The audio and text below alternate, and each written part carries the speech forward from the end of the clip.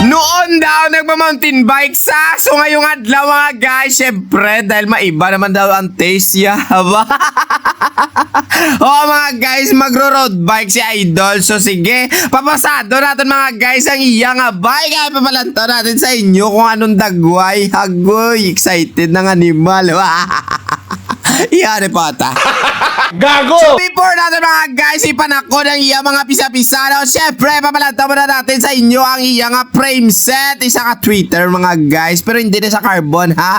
Alloy din sa mga guys. So papalanta ko sa inyo. Kaya na namian lang ko sang color ya. Daw gray mga guys. Kaya daw purple. Tapos ang iya nga group set mga guys. So 105. Nakakabungkag talaga ng bulsa yung iya nga pisa-pisa. Blah blah. So sa mga nagtatanong mga guys kung magkano gastos ni Idol Didre, ay oo, malapit na mga guys si Binte ang iya gasto, diba? Bilib man ko So shout out gali sa kaupod namon di nga gwapo na, diba si Sir Rolex ari di nga tambay sa mo di nga pa-cute ang animal.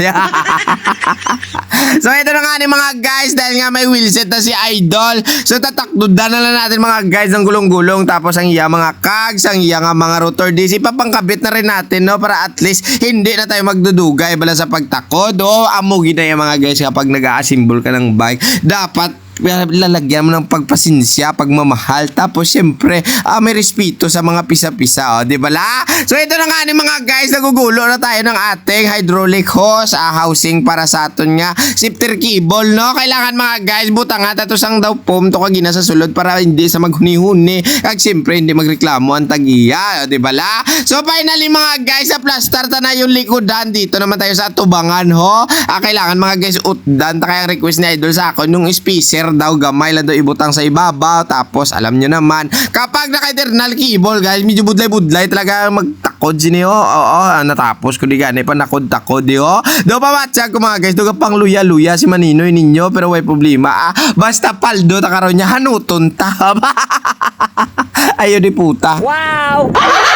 So yung isusunod naman natin mga guys, syempre yung seat post mga guys, naging plaster talaga natin ang husto dyan para at least hindi sa magdapyos-dapyos na basi maglagas-gas na karon. Tapos habang nagkakayo ako dyan mga guys ng bangko, syempre si Buya Lublak nagatakod isang butong bracket, crankset mga guys, amo nang iulubrahon So bali ako na lang na magpipiting dyan magpa-plaster magsi-set up si set up.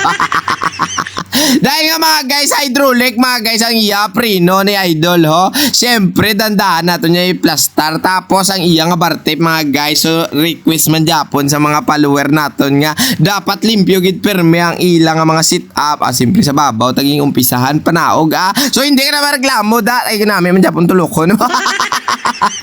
So ito na nga ni mga guys yung poging may-ari ng unit. Thank you so much kay Idol Pero before siya mga guys maglakat, yung patistingan muna natin sa iya para at least makambal man sa kung okay na kano. Balayo pala nagangirit-ngirit ng animal. So maraming salamat sa inyo mga guys. Hanggang dito na lang si Manino ninyo dahil okay na ang bike ni Idol Dol. Thank you so much. Ride safe po. Lagi tandaan mga kaibigan, ang guwapo nagbabike sa dalan. Yari po.